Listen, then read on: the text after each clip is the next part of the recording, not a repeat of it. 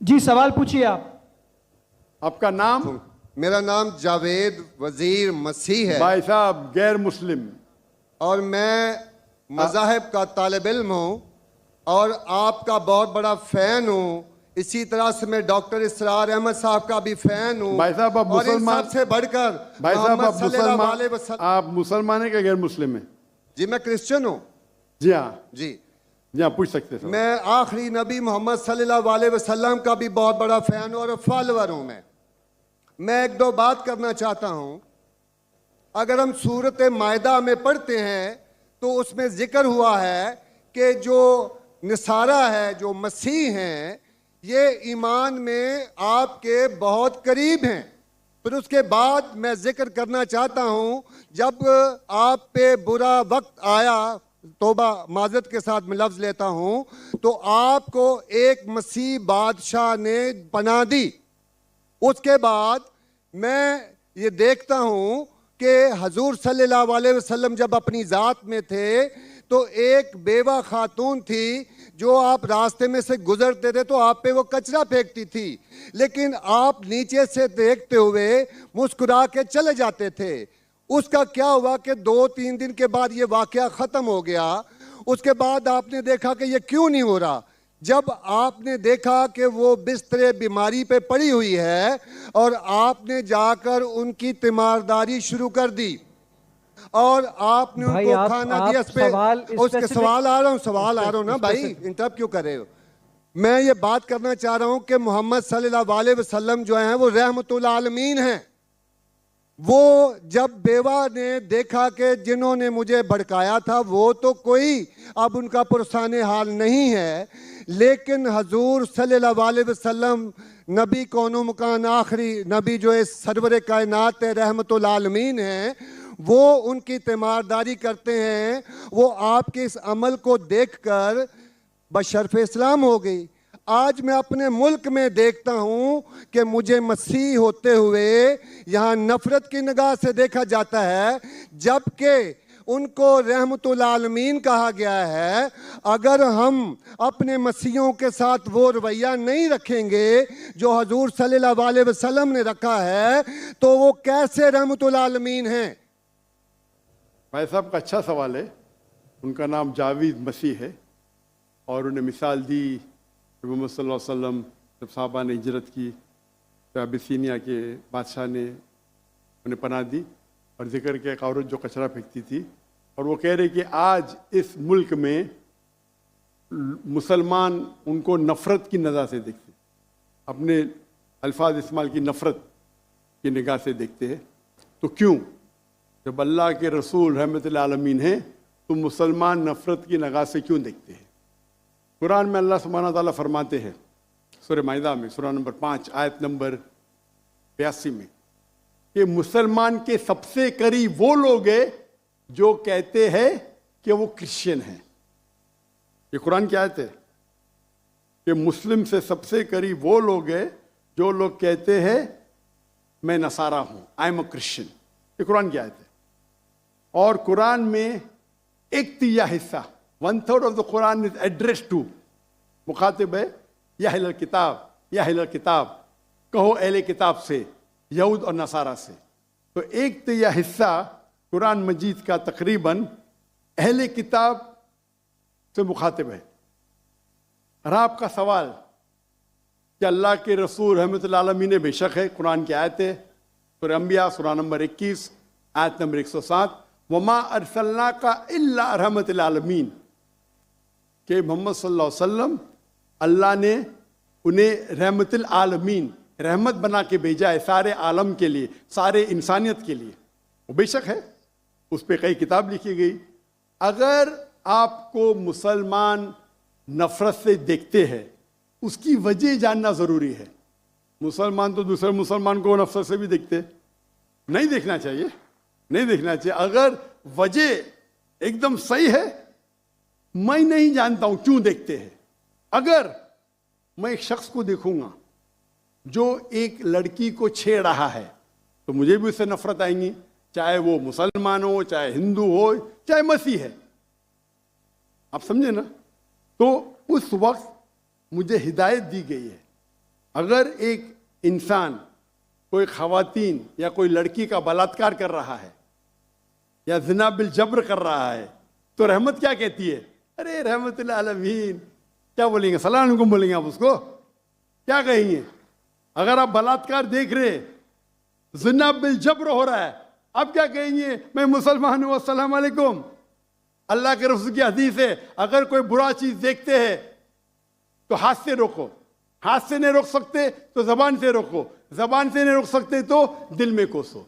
ये मिसाल दे रहा हूं मैं नहीं कहता हूं कि आप बुरे इंसान हैं, मैं नहीं कहता हूं कि आप गलत काम कह रहे, लेकिन अगर कोई मुसलमान, मैं आपको नफरत की नजर से देख रहा हूं, जावेद भाई मैं आपसे मोहब्बत करता हूं, जावेद भाई मैं आपसे मोहब्बत करता हूं, on the microphone please, on the microphone, I love you too. खलास। तो आप ये जनरल स्टेटमेंट देना कि मुसलमान मुझसे नफरत करते हैं, मेरे लिए गाली हो गई ना? नो सर, माजरत, मेरे अकेले साथ नहीं, मेरे तो बहुत अच्छे अच्छे दोस्त हैं, बल्कि बहुत से उलमा माशाअल्लाह, मेरे दोस्त हैं। माशाअल्लाह, माशाअल्लाह। इज्तमाई तौर पे कोई एक आदमी गलती करता है तो हमारे चर्चेस के ऊपर चढ़ाई हो जाती है, हमारे सामने हमारे ईमान की धज्जियां उड़ाई जारी होती हैं और हम खामोशी से एक गिद्दड़ की तरह खड़े होकर देख रहे होते हैं, क्योंकि हमें यह नहीं सिखाया गया है। मैं इज्तमाई बात कर रहा हूं। अभी पिछले दिनों ये पूरा मजमा जो है पूरा है। भाई साहब, ये सवाल जवाब का सेशन है, तकरीर का सेशन नहीं है। तकरीर के सेशन के लिए आप एक हॉल हायर कर सकते हैं। आपका सवाल आपने पूछे, मैं जवाब दिया। अगर कोई शख्स बिना वजह आपसे नफरत करता है तो गलत है, और कुरान की तो आयत है, जितने भी गैर मुसलमान है सबसे करीब है जो नसारा है। अगर आप कुछ गलत काम किए और कोई नफरत करता है, वो भी कुरान की आयत है। कुरान की आयत है सूरा नंबर 41 आयत नंबर 34, सूरह फुसिलत चैप्टर 41 वर्स 34। अगर कोई आपके साथ बुरा बर्ताव करता है, उसका बदला अच्छाई से दो।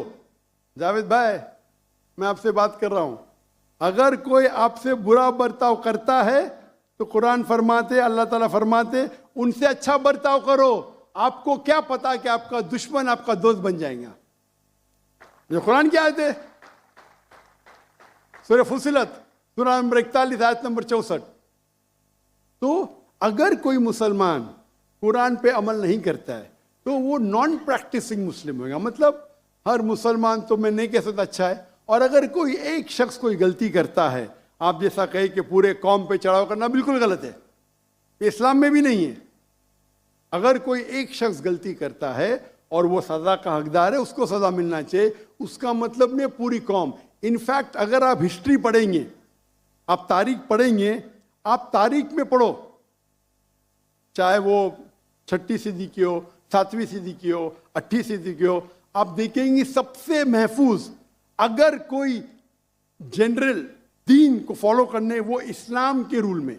इस्लाम अगर रूल कर रहा है उस शहर को, तो जितने गैर मुस्लिम थे वो अपने आप को महफूज समझते थे। क्यों? इस्लाम में है कि आपको इस्लाम कबूल करने का करो, नहीं करने का नो प्रॉब्लम, एक जजिया दो। ये जजिया कुछ बड़ी अमाउंट नहीं, आपकी इनकम टैक्स से बहुत कम है। जजिया मतलब आप मानते हैं कि ठीक है आपको इस्लाम नहीं कबूल करने का, लेकिन मैं आपके अंदर पनाह चाहता हूं। तो जिजिया टैक्स आप देते, आप कबूल करते, और जब जिजिया टैक्स देते आपको प्रोटेक्शन मिलता है। इस्लाम में कहते हैं दिम्मी। और आप अगर इस्लामिक शरिया रूल के अंदर गैर मुस्लिम हैं, तो मुसलमान मुल्क का फर्ज है कि आपको महफूज रखे, आपको कोई छू नहीं सकता है। और अगर जंग होता है तो आपको लड़ने की भी जरूरत नहीं, बाकी सब मुसलमान को लड़ने पड़ेगा। और जिजिया बहुत कम है, इनकम टैक्स का तो स्मॉल परसेंटेज है। इसीलिए अगर आप हिस्ट्री पढ़ेंगे, जब सलाउद्दीन अय्यूबी ने कॉन्स्टेंटिनोपल पे हमला किया, उस वक्त जो क्रिश्चियंस थे, ईसाई मजहब में कई फिरके थे, ऑर्थोडॉक्स, प्रोटेस्टेंट, कैथलिक्स, खुद ईसाई लोग अपने बाकी ईसाई भाइयों से उनका कत्ल करते थे। और जब इन लोग ने कॉन्कर किया कॉन्स्टेंटिनोपल को तो मुसलमानों पे जुल्म किया। तो जब सलाहुद्दीन अय्यूबी ने कॉन्कर किया तो ईसाई लोग डर गए कि अभी तो हम लोग की मौत आ गई। तो उनने कहा मैं सलाहुद्दीन अय्यूबी हूं, मैं मुसलमान हूं, आप मेरे राज में महफूज है। और इतना हिस्ट्री पढ़ेंगे आप, क्रिश्चियंस ईसाई चाहते थे कि सलाहुद्दीन अय्यूबी रूल करे ताकि वो महफूज हो। तो अब हिस्ट्री पढ़िए, आज मुसलमान को देख के दीन को मत समझिए, कुरान को पढ़िए, हदीस को पढ़िए। और इसमें आप देखेंगे कि कुरान के अंदर किस तरीके से इज्जत दी है गैर मुसलमानों को। दावत दो, कबूल करते अच्छी बात है, नहीं कबूल करती किस पे जोर जबरदस्ती नहीं। अगर कोई इस्लामिक मुल्क में कोई भी चर्च है या टेंपल है, उसे डिस्ट्रॉय करने की इजाजत नहीं, अनलेस वो कोई फितना कर रहा है। ये सब उसूल है। वो फितना कर रहा है तो अलग बात है। तो एक इस्लामिक मुल्क में सबसे ज्यादा महफूज है गैर मुसलमान। और मैं मिसाल देता हूं, मेरी जाम में से आ रहा हूं मलेशिया में हिंदू 6% है, 6.3%, 6.3% है। आप कंपेयर करेंगे बिटवीन इंडिया, जिस तरीके से इंडिया माइनॉरिटी मुसलमानों को ट्रीट करता है, हम 14.3% है according to the Indian government, वहां मलेशिया में 6.2%। लेकिन जिस तरीके से मलेशिया हिंदू लोग को ट्रीट करता है, इतने अच्छे तरीके से, इतने उनको राइट्स दिए, ये एक मिसाल है। मैं पाकिस्तान के बारे में कह नहीं सकता हूं क्योंकि रहता नहीं हूं। मैं नहीं कहता हूं पाकिस्तान अच्छा सुलूक करता है, नहीं अच्छा सुलूक करता हूं, मुझे हक नहीं बोलने का क्योंकि मैं जानता नहीं हूं। लेकिन मलेशिया में जहां रहता हूं मैं जानता हूं, इतने राइट्स है उनके पास, इतने हुकूक दिए गए। तो इस्लाम के अंदर गैर मुसलमान महफूज है। सिर्फ फितना नहीं करना चाहिए कि कुरान कहते फितना इज वर्स देन मौत, कत्ल से और खराब है।